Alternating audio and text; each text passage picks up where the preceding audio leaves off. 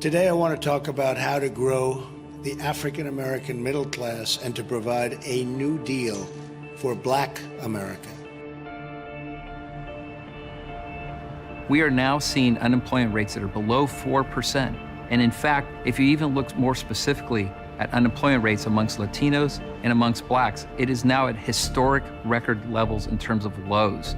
This is unbelievable. This administration, frankly, has done more for the Hispanic community, for the Black community, than probably most other administrations have in the past.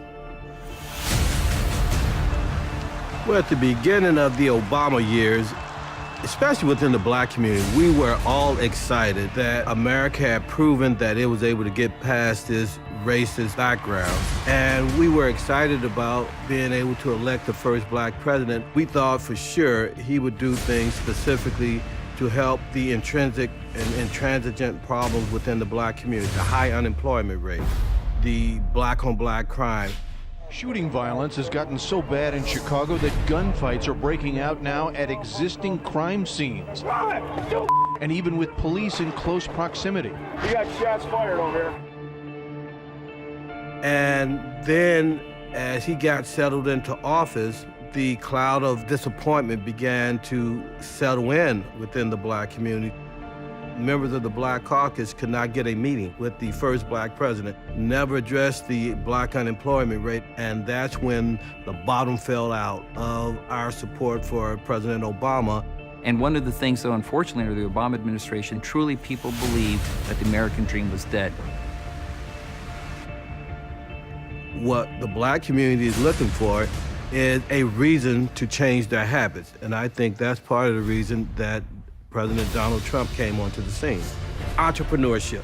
That's the bedrock, that's the gateway drug into the Black community, is through our entrepreneurs. And if we make sure we have a vibrant entrepreneurship class within the Black community, that's going to go a long ways to solving a lot of the turmoil you see in the inner cities, number one. Then number two, education. Because if you have a good education and you're optimistic and hopeful, now you go to school, get education, whether it's college or vocational, then you have a flourishing entrepreneurs class that has a job waiting for you. They need you because their businesses are growing so fast. But now what we're hearing again, that optimism is sky high. People are investing back in their businesses because they believe that the American dream is now achievable once again. That deal is grounded in 3 promises: safe communities, great education, and high-paying jobs.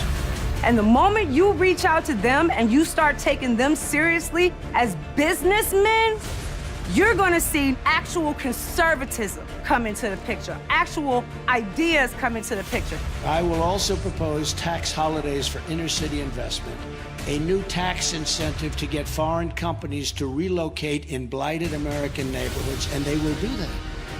It will be worthwhile. It's called incentive. They will do it. Uprooting progressivism and getting it out of our country so we're not on the brink of democratic socialism.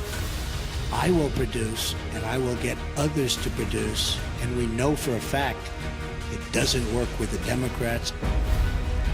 There's a lot at stake at this moment right now, and if Donald Trump chooses capitalism and chooses that fight at this moment, I think you change the entire trajectory of this country from what progressives have done the last 100 years.